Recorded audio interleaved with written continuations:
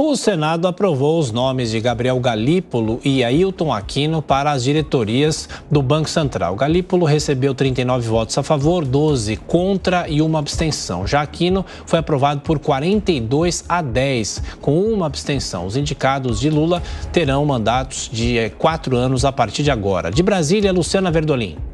A sabatina durou mais de 2 horas. Gabriel Galípolo saiu elogiado, inclusive pela oposição. O senador Isalci Lucas, por exemplo, elogiou os indicados e lembrou que Galípolo chegou a trabalhar com o ex-governador de São Paulo, tucano José Serra. Isalci, no entanto, questionou a afirmação do novo diretor de que ele deverá ser uma ponte entre o Ministério da Fazenda e o Banco Central. O secretário defendeu a necessidade do BC ter uma visão da sociedade como um todo. Durante muito tempo, eu acho que nós, economistas, utilizamos a necessidade da discussão técnica para tentar interditar o debate econômico ou a economia como um espaço para a vontade democrática ou para o debate público, né?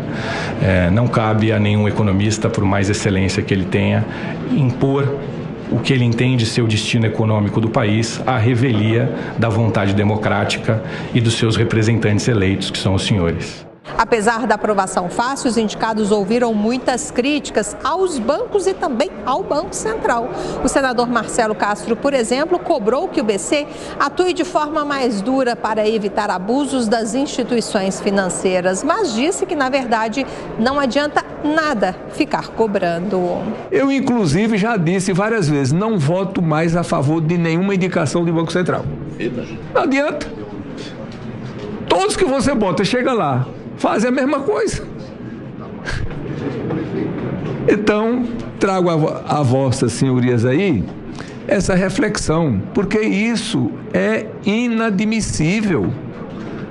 Não pode existir, os bancos poderiam cobrar a taxa que quisessem se houvesse competição entre os bancos. Uma reclamação recorrente dentro do governo também foi vista aqui no Senado Federal sobre as taxas de juros cobradas pelos cartões de crédito. O novo secretário de Fiscalização, Ailton dos Santos, admitiu que o problema precisa ser enfrentado. Não tenho dúvida que o cartão de crédito é um problema e que a gente precisa enfrentar. E aí não só o Banco Central, o Ministério da Fazenda, o Poder Judiciário, o Congresso e com o avanço até do projeto das garantias, que a gente pode avançar. Galípolo nem assumiu ainda uma diretoria do BC e já é apontado como favorito a presidente da instituição financeira ao fim do mandato de Campos Neto, em dezembro do ano que vem. De Brasília, Luciana Verdolim. Bom, Diogo Schelp, cada vez mais essa nova composição do Banco Central e com nomes de interesse do próprio governo, mas não necessariamente eles terão interferência direta nas decisões que são colegiadas, né? Exatamente, Tiago. As decisões são colegiadas, a chegada de Galípolo e do novo e de Aquino nesse colegiado pode, obviamente, aumentar o número de votos a favor daquilo que o governo defende, mas não é o que vai decidir, eles vão ser ainda minoria nesse colegiado. Agora é interessante, né?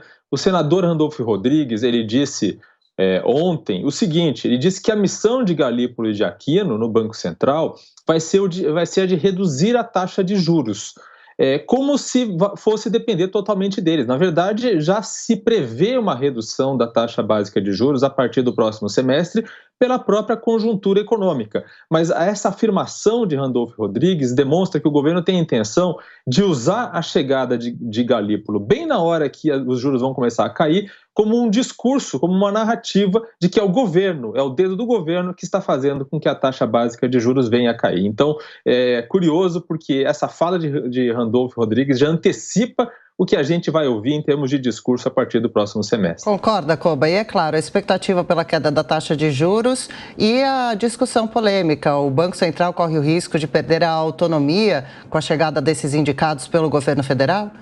O discurso do Galípolo faz esse aceno, essa inclinação, né? Porque quando ele faz esse discurso de que O Banco Central não pode se prender estritamente a questões técnicas, mas deve também considerar a vontade democrática que é representada pelos parlamentares. Ele acena de que estará aberto à pressão dos parlamentares, e se estará aberto à pressão dos parlamentares, também estará aberto à pressão do próprio governo federal, do próprio presidente, o que não é nada bom. Vontade democrática se materializa no nosso Estado através da lei, e a lei já instituiu que o Banco Central deve ser independente e blindado de pressões políticas outras, como a gente vê acontecendo pelo presidente Lula desde o início do governo, essa pressão contra a independência e contra a pessoa do Campos Neto, a quem ele atribui a taxa de juros a 13,75, como se não fosse uma reação à má política econômica do governo federal. Enfim, essa manifestação do Galípolo, quero crer, tenha sido apenas para fazer uma média com aqueles que votariam pela sua aprovação. Porque se ele acreditar nisso de fato, a gente vai entrar em um estado de insegurança no Banco Central, que daqui a pouco qualquer movimento no Congresso vai pressionar e vai ou aumentar ou diminuir a taxa de juros, o que não é bom para o brasileiro.